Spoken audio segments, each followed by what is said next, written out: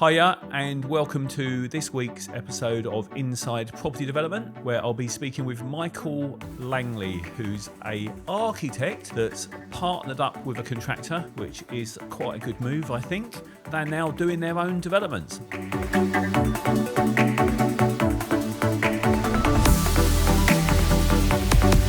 Michael, thanks for coming.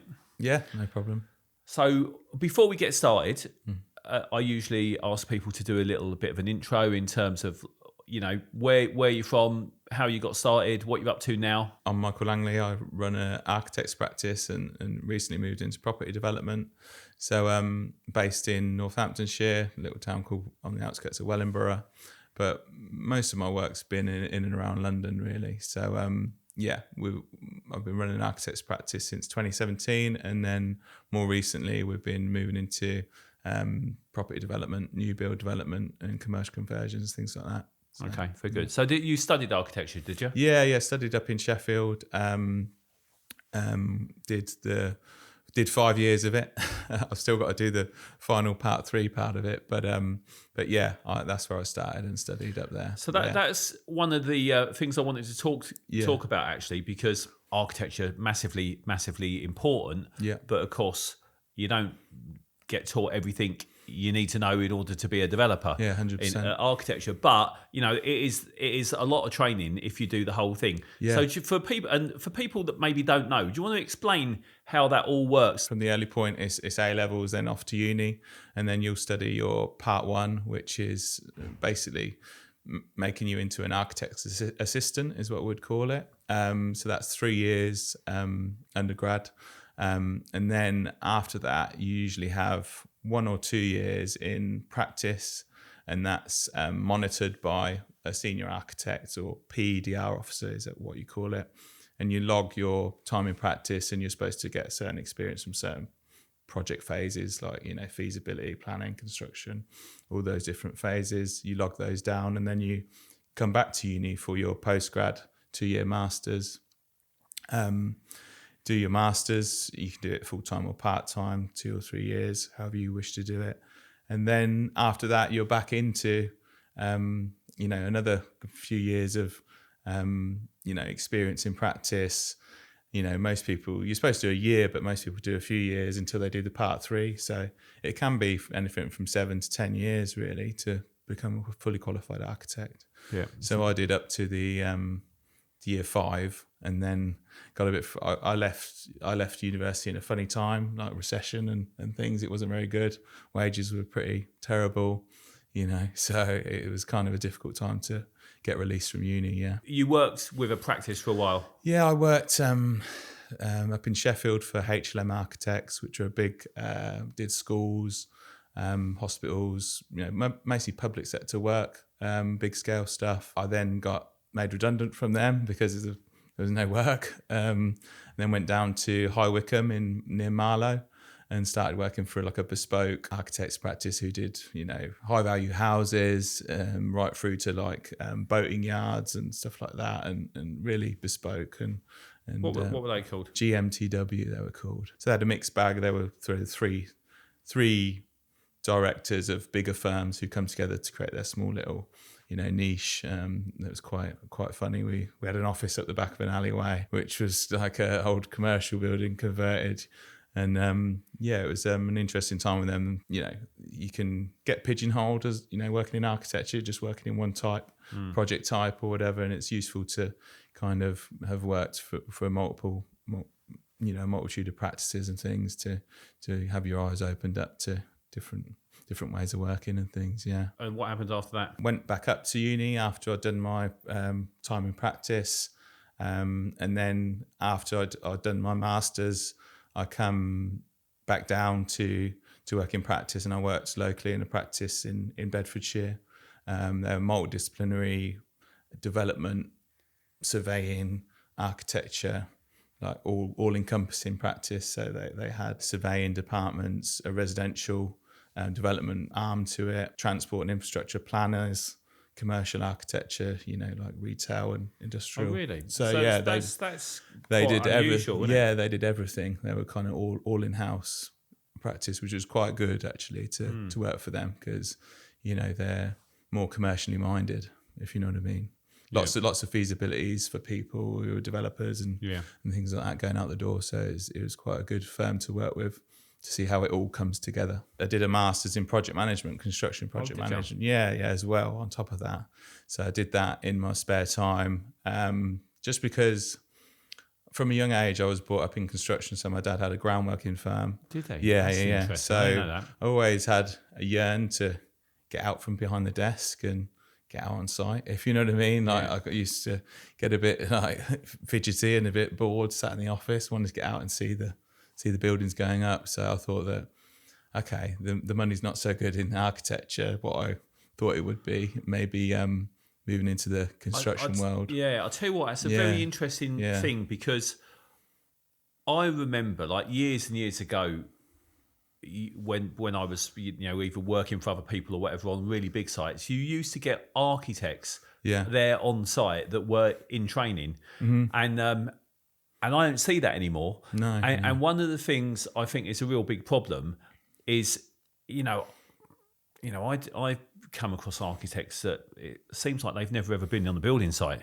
Yeah, it's scary. It really is. It is. You know what I mean? Yeah. So in the training, is actually, having site experience not part of it?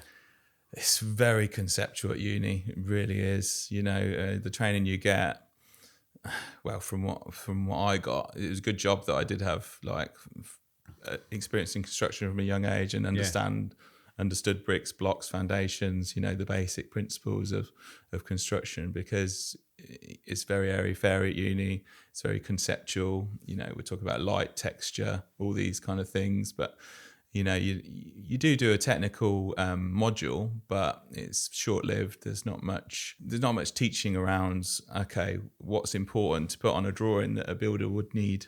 You know what I mean? Like that kind of conversation between, construction firm and architect. So what's important for us to show? What's important for us to think about? What setting out points are important? Those kind of things. That's what you have to learn in practice, I suppose. Yeah, it's crazy, really, isn't it? That you don't get taught that stuff. Yeah. I think it should be, an integral part of the learning is a construction, full construction module with on-site experience and working drawings and things like that. Yeah, 100%. Definitely. What about planning? Do you get taught much of that? Again, not really anything on planning policy and things like that, which is quite scary when how important it is to what we draw. You know what I mean? So yeah, it was more urban design and like site analysis and what would it's kind of linked. How to design a site, what constraints you've got, blah blah blah. But there's no like real teachings around, okay, you need to have a look at the planning policy before you start drawing. Development, land economics, stuff like that, much of that? No, zero of that. So I suspected this was all the case. I'm partly teeing you up here. Yeah. Not you, because I know you sort of know this stuff now. Yeah. But really important that people, because this is meant to be a bit educational, this whole thing, that people 100%. Understand the extent to which architects don't know everything. Yeah, and in fact, there's a lot that they don't. There's in fact, like all of us, right? There's loads we don't know, but I know lots of people assume that you go and get an architect and or a planning consultant, and they're going to sort it all out for you. Yeah. But that couldn't be further from the truth, could it? No, absolutely. Yeah. You really got to pick who you're using quite carefully, because there's 1,000,001 architects or designers out there who may say they can do things, but have they actually done it? Have they had success at planning with development schemes? You can't use your architect who does extensions for 3 or 4 houses. It's just a completely different ball game. So you really got to niche down on who you want to use and think about it wisely, as a client. I think 100%. Just to remind people, I totally think with all consultants, it's horses for courses. Yeah, you get different ones that are good at different things, and even within that, of course, you get a whole range of ones that are not very good at all. Yeah. And you get a few that are excellent, and obviously everything in between. Even if you got the best of the best, it is not their job to know everything that you need to know and do as a developer. No, 100%. Architects and, architects' practices tend to have a bit of a sense of grandeur, and sometimes that they're quite important in this whole process. Yeah. But when you're coming from the other side, you realise they're just one of many cogs in the puzzle that is important. But from like a designer build contractor or developer's point of view, they're another consultant that is in the line to make it happen. So yeah, it's quite interesting to see that maybe they're not as important as they think to the process. Well, it's Yeah. and I love architects and I love architecture. And every now and then, I get people saying, "Why don't you like architects?" I do like architects. Yeah. Loads of my mates are architects. All I'm trying to do is get people to understand how much other stuff there is that needs to be known and done. I think a lot of them, and it's scary actually, the fact that they don't know what they don't know. Seeing a few like bigger projects through from feasibility right through to construction and handover, to understand that your lines on paper are quite important. So where you put them, you got to think about what you're doing. As an architect, you can't. Some designs are so over the top and over engineered and all of the above that you think that's once you look at it actually being built, you think, oh, we could have done this in a completely different way. The whole land and development economics of stuff is so important because at the end of the day, unless you're lucky enough to have some sort of project where you've either got free land or it's not commercial or money's no object, right? Which tends not to be the case. Stuff has got to be financially viable. Otherwise, it's never going to happen. And those decisions you make early on in terms of the design and the feasibilities and things, they all flow through to the analysis that you put together. So you just got to be mindful of what you're drawing. Because and again, if you're not taught that, how are you going to know? Yeah. So how and when did that sort of start becoming apparent to you, all of the other aspects? Set up my own practice and began, being a business owner, working behind the scenes with homeowners and other developers and people, and just coming to realise that, you've got to factor in so much more into your kind of design process than kind of just, hitting the brief as such. You've got to be thinking about the next few phases. So yeah, I think it was probably when I started to take on a bit bigger projects and work, for myself, as such, a bit more. So yeah, I think that's when it started to, come to light that, okay, we need to be doing a bit more than what we're used to, if you know what I mean. From an architect's point of view, I'm sure they have plenty of horror stories as well about terrible clients, including developers that don't really know what they're doing, and put too much on them and don't give them a proper brief. Which is, it's even worse, to be honest, because if you're the developer, it's your job to know this stuff and absolutely. not put it all onto someone else. It's just as important to instruct your consultants correctly, like your architects, with a proper brief, and having done some work yourself, you can't just let them run free, because you've got to put some constraints in the way. And it's also helpful to have those in place to help you have some boundaries to the design you're producing. So definitely briefing's really important. You're still doing architecture now? Yeah, so still running the practice, although we've scaled down a bit just because I wanted to go into the development side of things. So yeah, I'm kind of doing the working drawings for all our developments, myself, which is quite nice because, we're not under, pressure, or we're not kind of waiting for things. Can change things quite quickly and adopt things and tweak the construction methodology as we, progress. So that's quite a nice thing. And still doing client projects. So we're doing some commercial conversions and barn conversions and things into dwellings. So yeah, along with me moving into development, the architecture business has started to move into development a bit more, and the kind of bespoke one-off extensions that you'd see in like Don't Move, Improve awards and things have started to kind of get less and less. So yeah, it's kind of working all in the right direction at the moment. Yeah. One of the big problems in development is obviously cash flow. Yeah. You've got a lot of money usually typically goes into it before you see anything out of it. Yeah, absolutely. So if you have got another interrelated business, so perhaps you're a building contractor, so you're building stuff for other people whilst you're waiting for your own stuff to come up, or you're doing other projects architecture wise, and at least getting some money in. That does help, doesn't it? You can, which is quite a good thing, is pay yourself as a consultant from your kind of development business, into your architecture business to,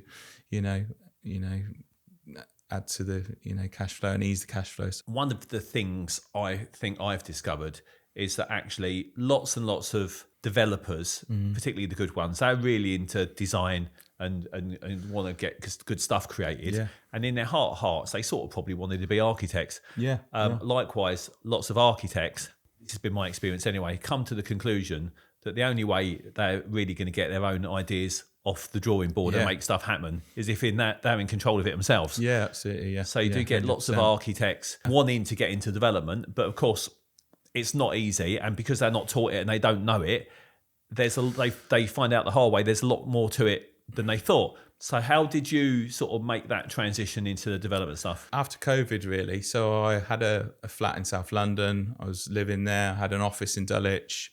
We were doing, the projects that I mentioned, so like high-end residential extensions, lofts, conversions and things.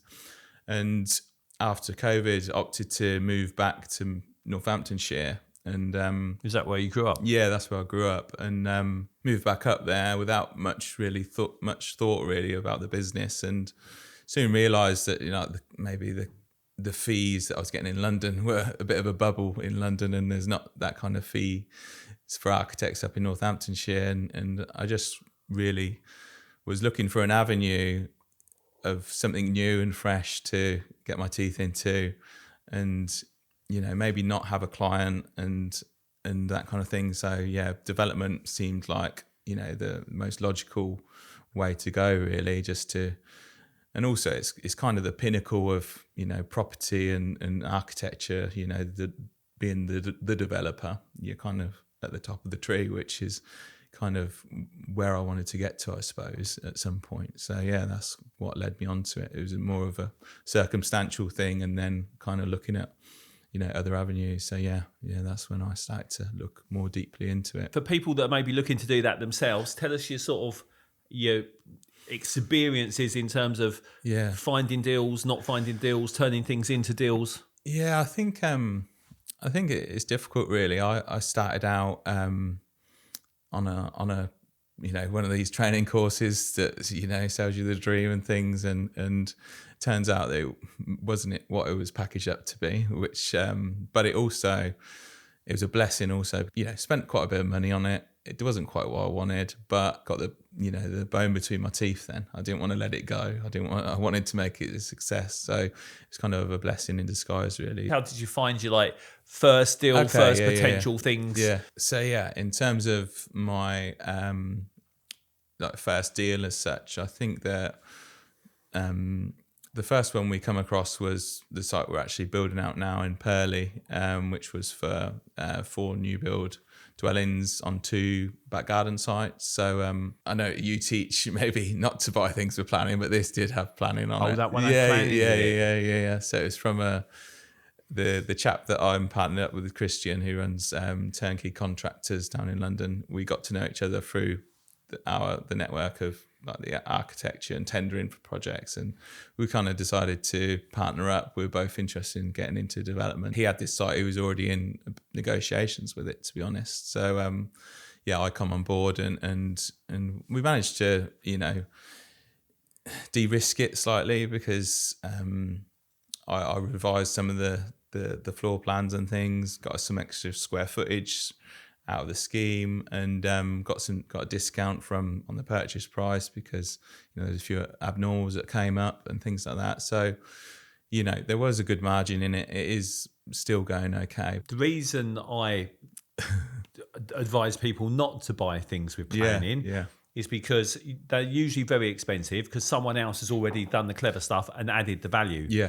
Now, having said that, what also happens, if that other person that's got a planning consent doesn't really know development inside out, and they're not actually developers as well, very often they wouldn't have got the best planning consent, and it wouldn't be perhaps a very well value engineered, buildable and or implementable planning consent, right? Because they don't really think enough, how it's going to get built and optimized and all the rest of it. So I'd be interested to see what was the story here in terms of how good a scheme actually was it. From my point of view, it was overly complicated for not a lot of reason, if you know what I mean. The design of the houses and things, you could tell that, you know, someone's got their hands on it and wanted to create something that looked a certain way, but then, you know, the kind of common sense approach of being a developer and the cost of,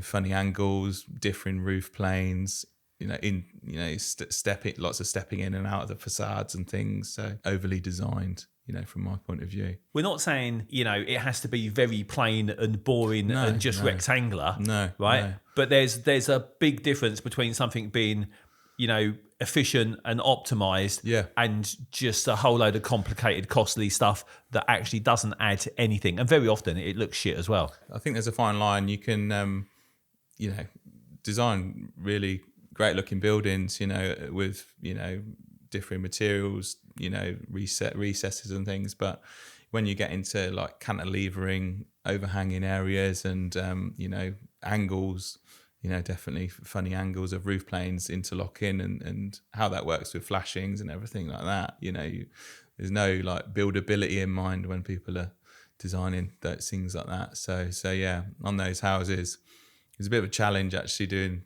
some of the working drawings for it because it was a bit of a minefield in terms of angles and things. But yeah, we're building them out at the moment. Managed to, you know, optimize the internals without changing the externals. So we've gained like 15 square meters per house, you know, which wasn't accounted for. So it's quite good really what we've managed to do with it. So they will be quite impressive actually. They've got some 3.3 meter high ceilings on the lower ground floor level. You know, all the doors and windows are like oversized. So they'll still have that, you know, architectural, you know, nod that they have. They're not like noddy box houses or whatever, if you know what I mean. So yeah, there are people out there that are not actually interested in building out and developing. They'll just want to, you know, tie up sites, add planning value, and then flip the things, trade them on. Now the important thing for people to know just on that is even if they're only flipping it or trading it, they still need to optimize it because the name of the game. And I got to say, like me personally, my plan, I'm going to build. I mean, you know, you saw my latest thing the other day. I'm going to start building a whole lot less personally for various reasons. But I will still carry on getting planning on stuff and selling it on because I can, and there's a need for it, and you know, it's creating value, and someone needs to create, you know, ripe development sites ready to go because there's a lot of need for them, and they are hard to create. So even if people are looking to do that as sort of promoters or traders themselves, it is important that they know how all of this stuff works because, you know, the reason a developer will pay you good money for stuff is because you have made it optimized, efficient, ripe, ready to go, and effectively de-risked it for them, so they haven't gone through all the nightmare ball ache of trying to tie up sites, add value, and get planning. 100%. So just on that, we, you know, obviously that first site was a build out, you know, and my business partner, he's a main contractor, so you know that's why we kind of saw it as, you know, a good option and get us started in development, I suppose. But having said that, you know, we are, you know, actively sending letters. You know, I think I've got 3 sites under option at the moment, in separation to that. So being in the middle of a build and understanding how much time and resource it takes, I think there's definitely something to be said about securing off-market sites through letters, you know, getting the uplift on the planning, and then if it's a scheme you really want to build, you've got an extra bit of bunts in there from the uplift, and you can kind of de-risk it in that respect. So yeah, I definitely think that's the way to go, because that is the sensible model. You know, building stuff, it's a risky enough business anyway. You need to create yourself a bit of a buffer and an insurance policy at the start of the process. You know, I don't think I've ever delivered a project which, you know, has come bang on budget, even for clients and people. You know, it always goes over.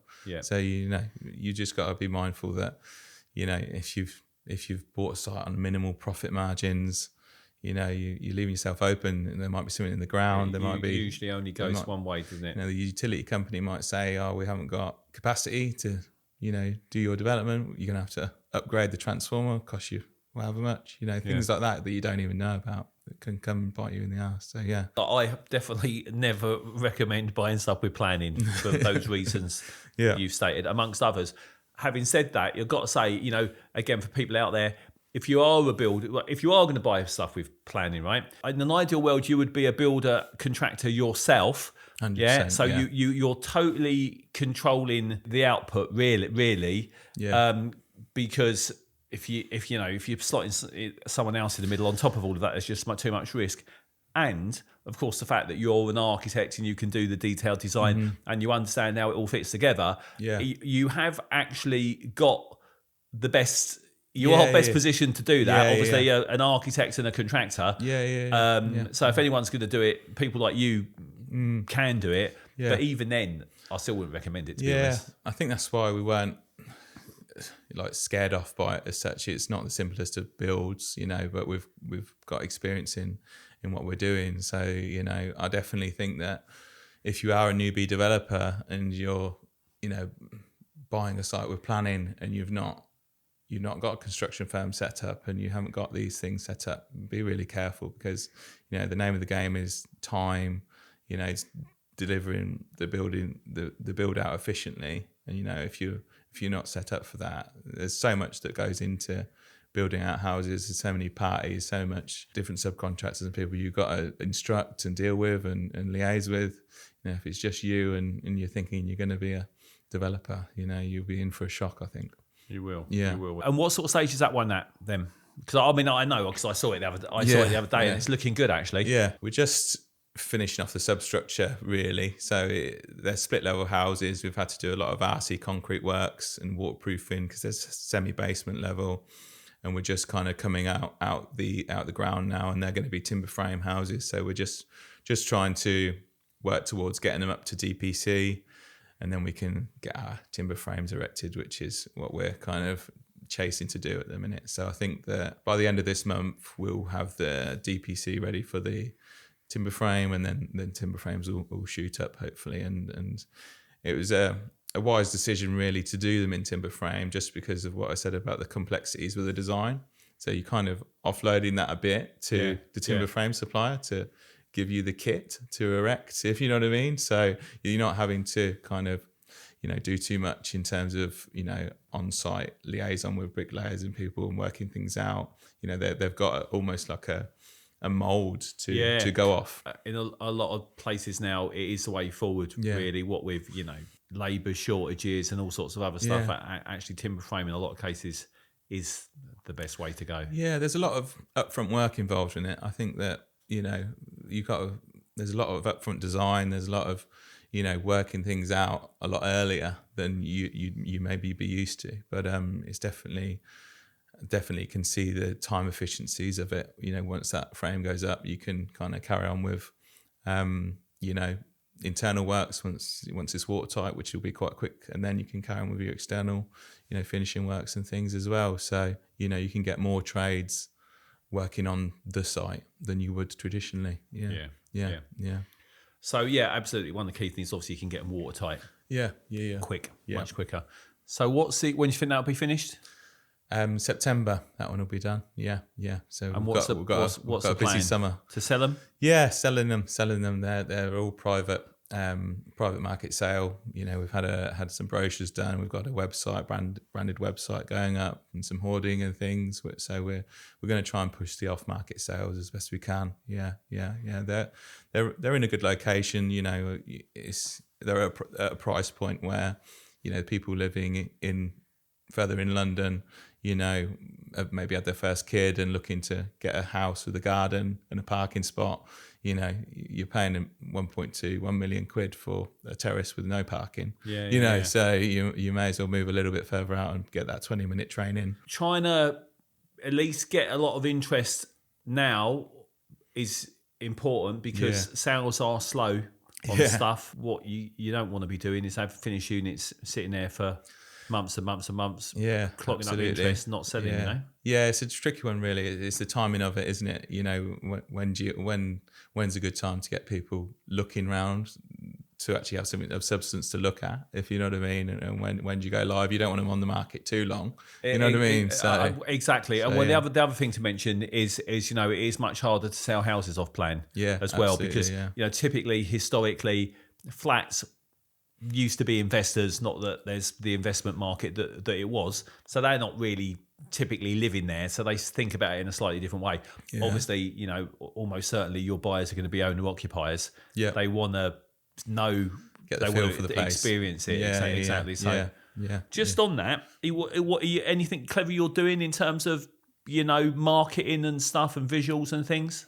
Yeah, we've had we had a property branding company. They're actually called Property Branding. So they have helped us build the brochures and, you know, give people who visit the website or the brochure a feel for what we're trying to produce. So we've had, you know, quite rigorous design reviews on color palettes and materials and lighting, and, you know, even down to like the brochure as well, to make sure it all ties in and that kind of thing. So it's been quite a good, you know, tool to kind of, you know, also get it out of us exactly what we want from these houses a bit earlier on, so we can kind of market them. So very nice. Yeah, there's there'll be a QR code on our hoarding that people passing by can snap, and we'll be running some running some social media bits and bobs that can hopefully get some, you know, clicks and likes and things. So just about, you know, getting eyes on them, I suppose, you know, as much as we can, really. Yeah. Well, if you're building up a big list before you like officially launch, yeah. That's what you want. Yeah. We're bringing in some of the kind of,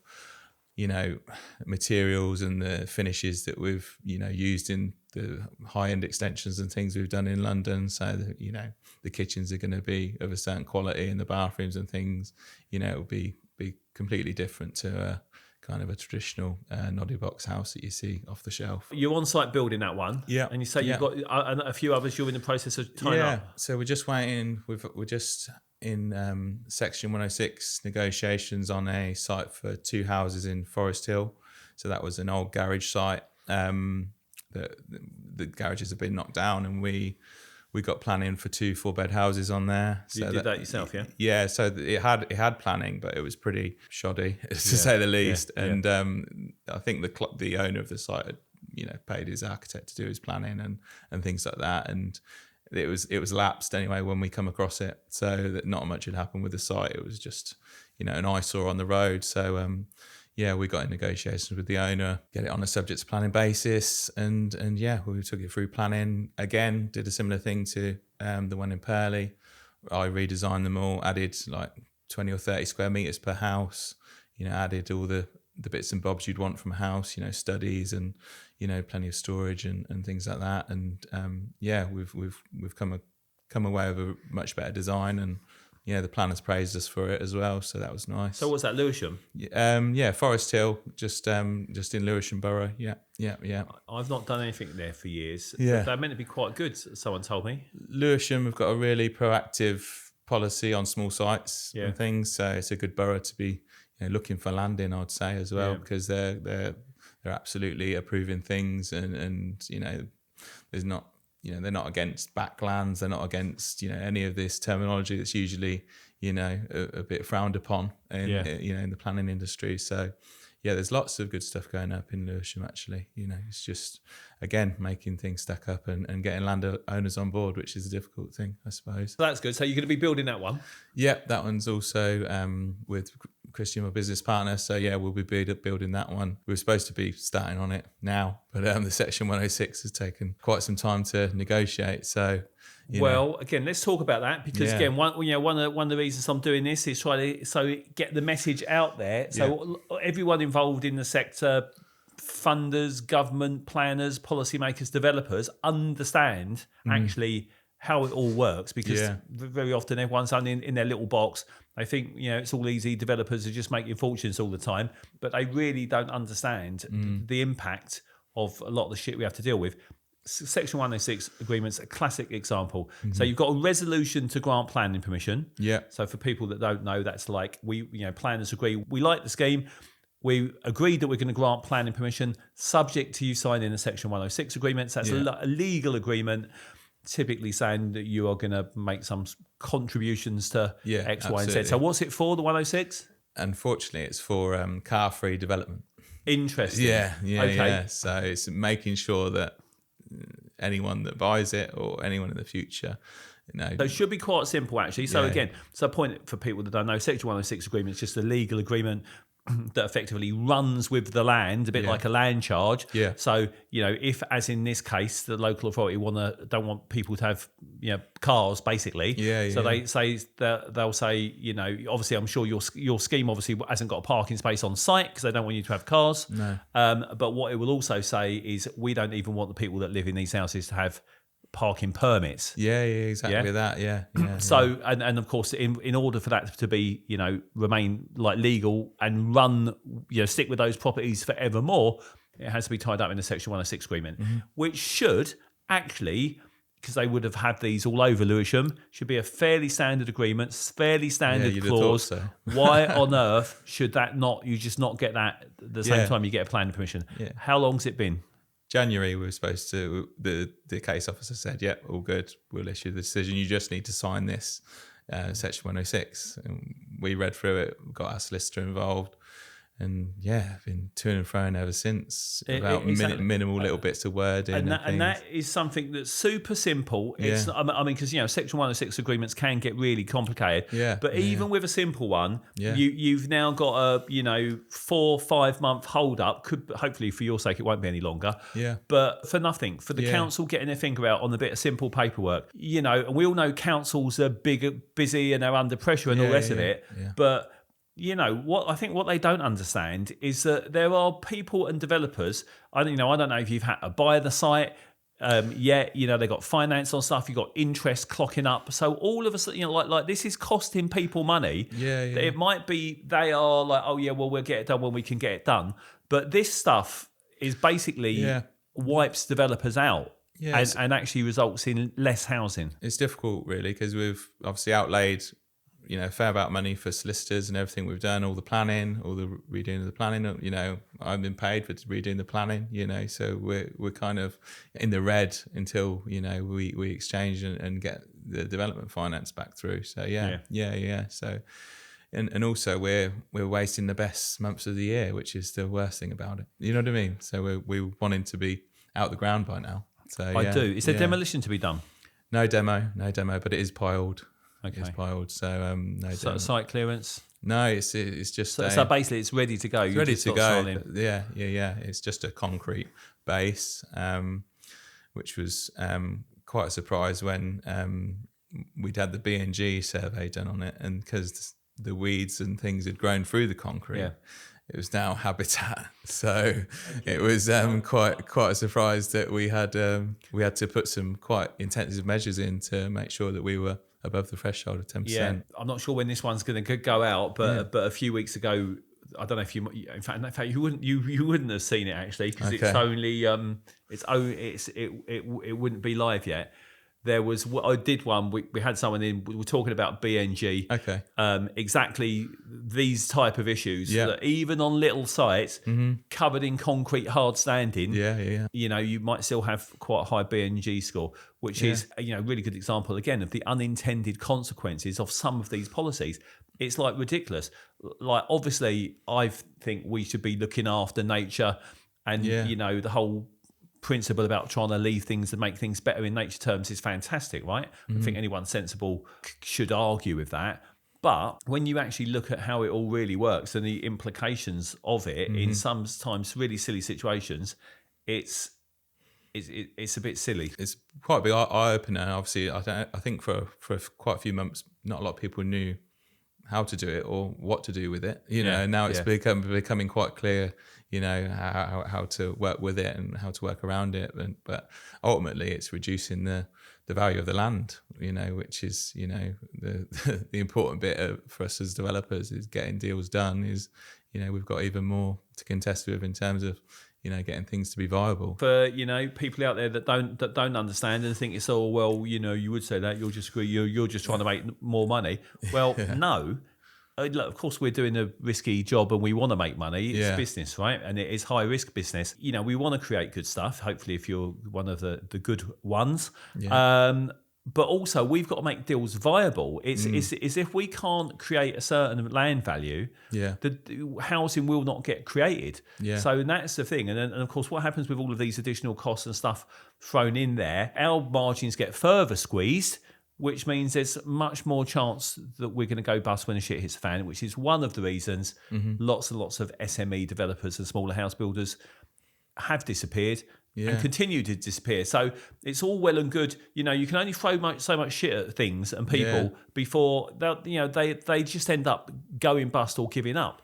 So people really need to understand that, because I think the main thing that's going to solve the housing crisis in this country is more good SME developers and smaller house builders. 100%. So we need loads more of them.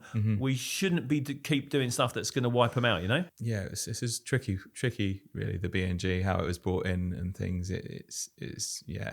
I'm not sure if it will be here, in the next 5 years. I think it will, so, and I'm not saying we should get rid of it. I'm not saying it's a bad thing, but it needs a bit of rethinking, and people need to understand the implications. Like I say, one we did a few weeks ago, people should watch that. It's quite good, because I'm actually talking to an ecology consultant who's obviously, look, she's an ecology consultant, right? She's into all of this stuff. Last thing she's saying is, I don't like BNG, we don't need BNG. What I'm talking to her about is how it all really works, and some of the unintended consequences that people, policymakers and planners in particular, need to understand a bit better. Definitely another nuance to the development process. 100%. So you got that one, hopefully getting your 106 signed and starting hopefully. soon. I've got another site under option, more locally up in Northamptonshire for bungalows on 2 back garden sites. So I think I actually showed it to you a while back, maybe a year ago or so. But we managed to get both landowners agreeing with the offer we'd made, and then that's it. That's going in for planning any day now. Just waiting for B&G again. Oh, really? Really? Yeah. Remember, this is meant to be a bit educational. A lot of people will know this. Some people won't. So you need to do a baseline survey, see what is the value, let's call it, of what's there at the moment. Have you done that? Yeah. So obviously back gardens have got a bit of a lower value, so that's another thing to take into account, that private gardens have a lower baseline value. Obviously, if they've got trees in them and things, then that shoots up the baseline value slightly. But trees are quite good because you can put trees elsewhere, replace trees and things. So we've done the baseline on that one. Just waiting for them to kind of give me the percentage that we've got, and then got to do a few design alterations and things. So it does impact everything. You've got to wait until you've got the feedback, really. So typically what happens there, we're trying to work out. So there's a bit of a hierarchy to these things. In an ideal world, you are trying to keep or maintain, retain, and increase actually the biodiversity on the site. So most policies look for at least a 10% net gain. I mean, the easiest way to do that is to not lose stuff. But obviously, if you are building a footprint of a house or bungalow on what used to be nature of some sort, exactly. You're going to be losing stuff. So the question is, can you minimize what you lose?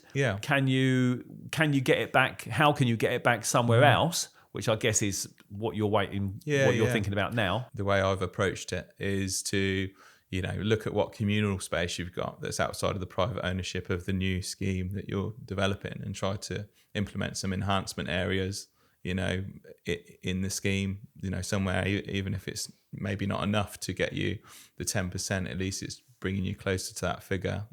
Green roofs are really good, and vertical, green gardens and things. So there's a multitude of ways of improving it, but quite a lot of sites are going to fall below the threshold, especially if they're open greenery, that's not had any development on it previously, and it's got lots of vegetation and things, so it's going to be difficult, I think. And if you can't get it all on site, you're going to have to typically buy credits, buy it off site to put it off site somewhere.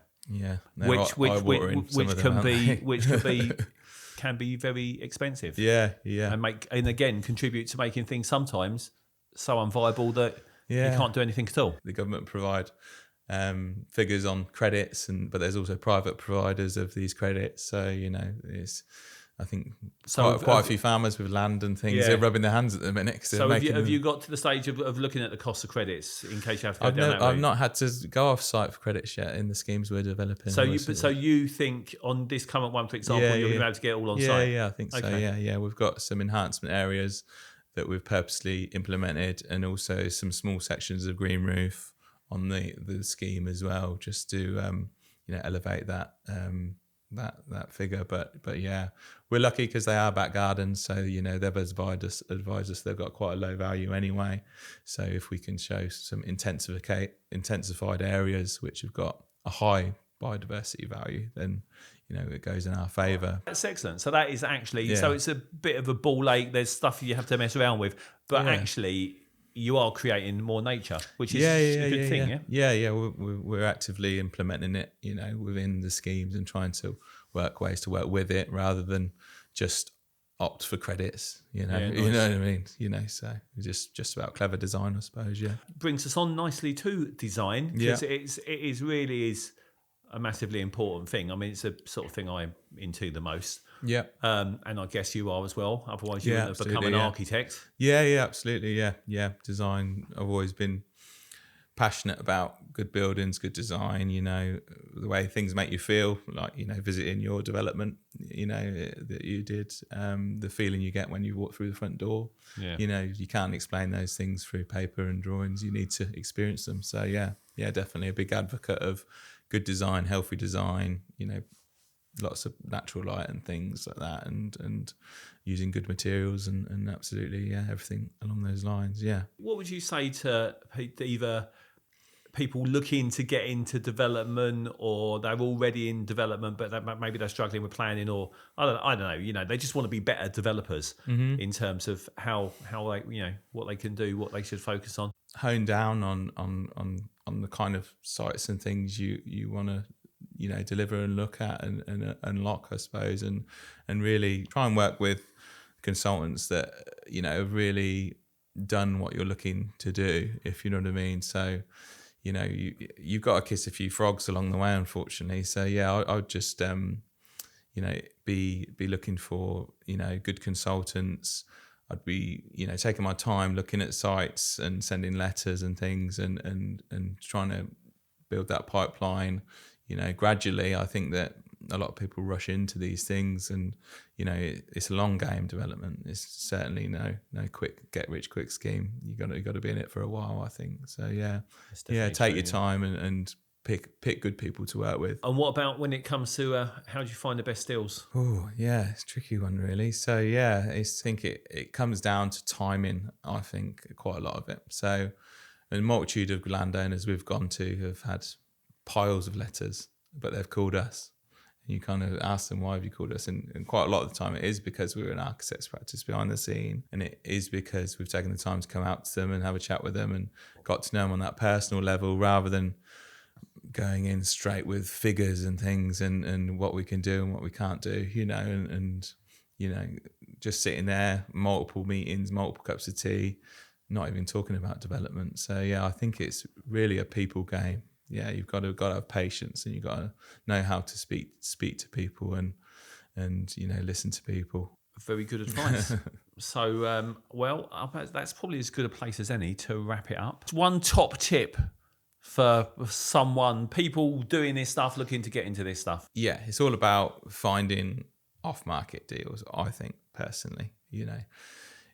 Taking your time, sending the letters, going to visit landowners and building that pipeline that way. I'd say that, if you can build a buffer in the planning process in terms of a profit margin in there, and then as well, if you want to build them out or you want to offload them, you're kind of de-risking the site. So I definitely think that maybe avoiding things that have been battered around the market too much. Good advice. 100% agreed. Yeah. Thank you, mate. No problem. Thanks for having me.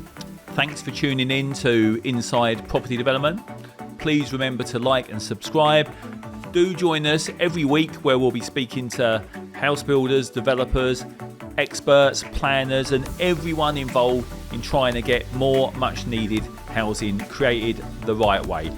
We'll learn together how we can collaborate rather than fight, and by working together, we can all help create better places, spaces and homes and a much more beautiful world.